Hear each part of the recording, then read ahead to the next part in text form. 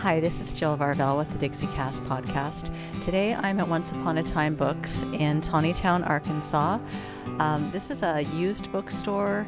There's just a lot of really cool elements to it that I thought was very worthy of featuring it. And so today I'm going to take you for a tour of the store, and I'm also going to interview the general manager, Allison, and she's going to tell us all about how this place began and about the other store that's in Bentonville. But for now, why don't you join me as we take a look around today.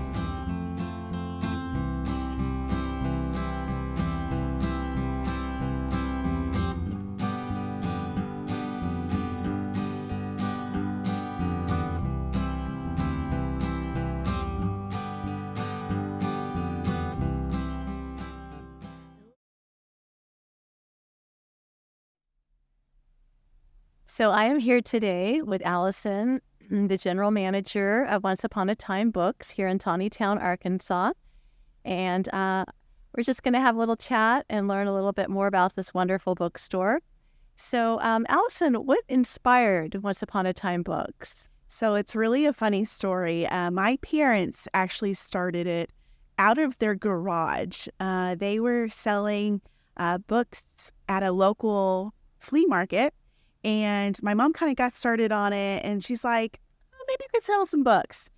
And my dad started looking at it and thought, interesting. I think I could probably, do this myself. So he got involved with my mom, and it was right at the start. eBay came to fruition. So they started selling on eBay and kind of took off from there.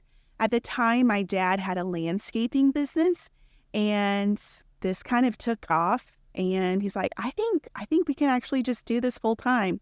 And at that time, it was more, rare collectible books. So it just kind of grew and grew. So it was very organic. There was not one set thing, but I will say the fact that my mom was selling just in a local booth, that's kind of what inspired it, I guess. Wow. So you mentioned around the time of eBay. So how long has this been in existence? It's since 1999. So almost 25 years. Oh, wow. Wow. So in terms of its the number of books that you presently have, which is quite plentiful, we'll do a little tour of the store. But would you say that it's grown exponentially over the years? Absolutely. The fact that it started out of their garage, it speaks volumes to how quickly really it's grown. It started in the garage, then they moved to a little house, and then they built a shed not a shed, but more like a warehouse outside of our house. And then they opened a warehouse here in Tawnytown. And since then we've kept on adding not only the books, but the number of buildings that we work out of. Wow. So this particular location in Tawnytown, how long has this been here? I think about 7 years now. Okay. Yes. Okay. And I know you have, is it a second location? Do you have more than one other location? Yes, we have this location here in Tawnytown, and then our location off the Bentonville Square. Oh, that opened in the fall of 2020. Okay. So about 3 years. All right. And is that, I have not yet paid a visit to that location. Is that as large as this one, or? Not near as large. Okay. It is much, much smaller. I like to say it's a condensed version of this store. So you still have your children's books, still have your classics, you have nonfiction, but just much smaller. And I would say a higher volume of more of your cool, rare collectible finds. Okay. One of the things I really appreciate about this store is all of the varying labels for each set of books that you have. That must have been quite a process to determine how to separate. Oh, absolutely. the categorization, I guess you would call it. Absolutely. And that's something we're fine-tuning all the time. We're actually in the middle of a project right now where we're separating classics from modern classics and fiction from contemporary fiction. Wow. So constantly trying to make it easier for people to find exactly what they're looking for when they come in. And, that's sort of a good segue to my next question. You have a pretty impressive website, and it looks like you can just go search books there. Now, how long has that been in existence? And just tell me about how to go about finding a book on your website. Sure. So the website portion of our business is actually kind of really how we got started. What we did was we sold mostly online. Everything was, on eBay, our own website, and that's what's located in our warehouse. So everything online, you search for it, you can purchase it and have it sent to the store for local pickup. So it's not exactly what you're going to find in either of the stores. There might be a little bit of overlap, but everything is separate. So you just go to onceuponatimebooks.com, search for the title, author, genre, whatever, find what you are looking for, and there'll be a label of the condition and the price. You can put it in your cart. You can either ship to you directly or to the store, either of the stores for pickup. Oh, that's awesome. So tell me about your clientele. Like, what is that? Or is there an average customer, or is just all? That's a great question. I would say the average customer would probably be families of small kids. A lot of people mostly know us for our children's books. We have a huge children's book selection, and I would say that's kind of where we got our start. We were really involved in the education community, so that's a lot of people heard us through that way. So I would say that's still our main customer, our families with small children. But then really it ranges. I mean, we get everything from college students coming in to, grandmas and grandpas coming in searching for older titles that they haven't seen in many decades. And has the cafe always been here, or is that kind of a new? We actually opened that up in the middle of COVID. So it was quite the feat. We opened that, in the holidays of 2020, and we were just selling Kaya chocolate and hot chocolate and coffee. Wow. So is that primarily what you're selling these days? Just primarily beverages, or are there any like pastries or anything like that? We're doing pastries, and so we've got cookies, scones, we do pies, but we're actually about to roll out. We're going to start doing wraps, sandwiches, and salads. So more of your to-go, healthier version of a lunch. So that should be rolling out hopefully in the next month or two. Wow, that's really cool. I mean, what a great place to come eat and then like read a book, and just a nice kind of, it's not quite a library, but that's a great idea. I love that. So this is, I guess, the flagship store, Tawnytown.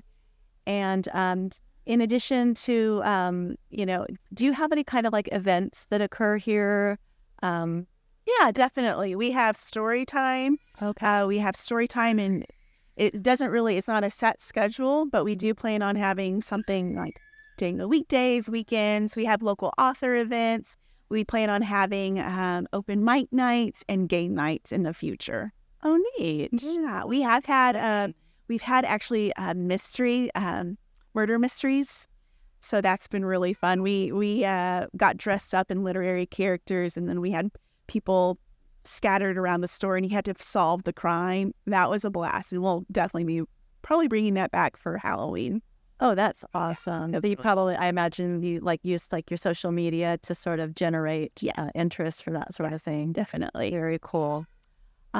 So in addition to the Halloween events and such, you have this absolutely amazing book tree, which we'll feature. How does that kind of, okay, first of all, what went into building that thing? Okay, so fun story. When we used to only have our online warehouse, we opened a portion of it to our local customers. I was in college, and I saw on Pinterest, when Pinterest was first a thing, these book trees.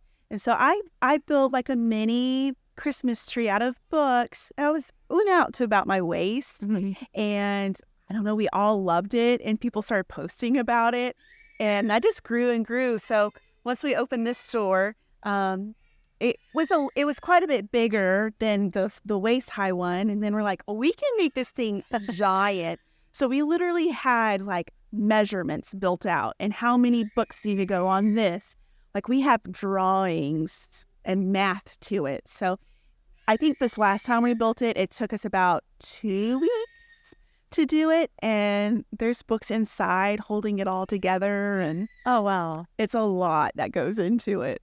I could only imagine, just because, like, for example, and I'm just imagining, like, if I were to build a book tree, like, I would want to choose the books that I know were not, like, super hot, like, that, like, are rare, right? Yeah. So you probably had to, like, I'm just imagine there was just so much that went into that. Yes. Like, So we use something what we call books by the foot. So they're mostly books for decoration. So we would sort the books by height. So we would know, okay, all this same height book would be on the same level. And then the smaller books go at the top, telling you there's a whole science behind it. I hope you got some kind of college credit for that. That sounds like quite a feat. It is. And we do it in Bentonville too. It's much, much smaller. It's really cute, but also it's kind of the same thing we do. It's on a smaller scale. Yes. Well, so I guess, is there anything maybe that I haven't touched on that you would like our listeners to know about Once Upon a Time books? Sure. Yeah. Something a lot of people don't realize when they just come and shop with us is that we're really involved in the education community. So we started doing dollar book fairs with local schools. So a lot of children can't afford a lot of the other book fairs. The books, can be so expensive. Mm-hmm. We would be an option to bring in one of our book fairs and have a wide selection, everything, board books, picture books, chapter books. We'd bring those in, set that up for a week, and kids would come home with books that they've maybe not have been able to afford before. That's something we're still doing many, many years later, and still heavily involved with. Yeah, that's really neat. And then just one other question that I had, because I observed a few like little book rooms. Are those rooms just kind of hodgepodge, or are they? Yeah, that one over there is actually our antiquarian room. So anything before 1900. So you're going to see a lot of, falling apart covers. Okay.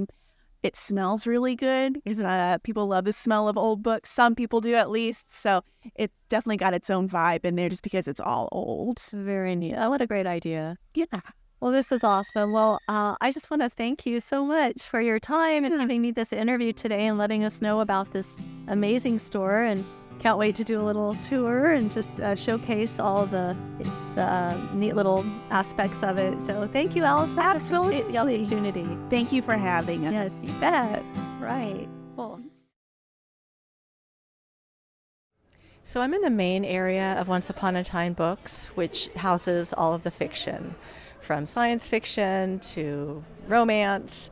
But behind me, however, is the nonfiction area, which contains travel, biographies, science, do-it-yourself, pretty much anything that you can think of. And you could literally spend hours in this room. You can get lost in there as well. So it's pretty vast. So this room is the antiquarian room, which houses a lot of the older books. And I'm told that in their Bentonville store, they have a lot of these older books as well. And one book in particular dates back to the 1700s. So this is really cool. You can just come in here. It's not like you have to get like special permission. You can come in here and actually look at the books, open them up. And it's a nice little leather sofa in here as well where you can sit down and just kick it. Okay, so upon entry to the left, there is this room that houses soundtracks, audiobooks, children's record books, as well as some albums, even some VHS. So this is just kind of a little area that's separated from the rest of the store.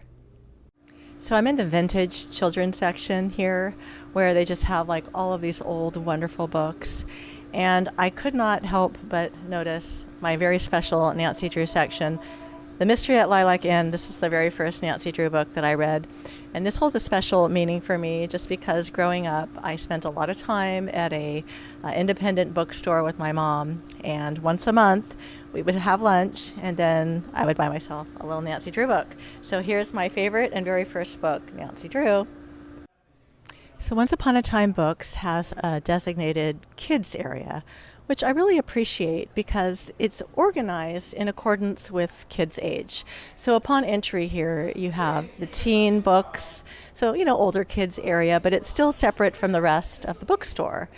And as you move closer on in here, it goes from younger and younger and younger until pretty soon you get into the little children's area, which is where they hold their story time, and kids can just kind of sit there with their moms and dads and read books and play. And they even have this cute little kid furniture here and this very cute little throne where you can sit and read a book.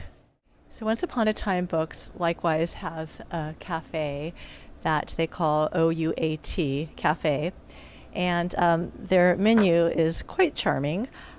Every beverage is titled according to literature. So we start out with The Taming of the Brew. We have Murder on the Orient Espresso. You get the idea. It's very clever. And in addition, they also have cookies and other menu items like tea and coffee. So next time I decide to recycle some books, I'm going to come by Once Upon a Time Books and make an appointment and either sell my books to them or donate them and either get a store credit or cash for my books. But more likely, I'll come on over here and just hang out, look at books, read, sit, enjoy a cup of coffee, and just enjoy this wonderful bookstore. So I want to thank you for joining me on the Dixiecast podcast, The Sound of the South, and we will see you next time for another heaping helping of Southern comfort for your ears. There's a dark and a troubled side of life. There's a bright and a sunny side too.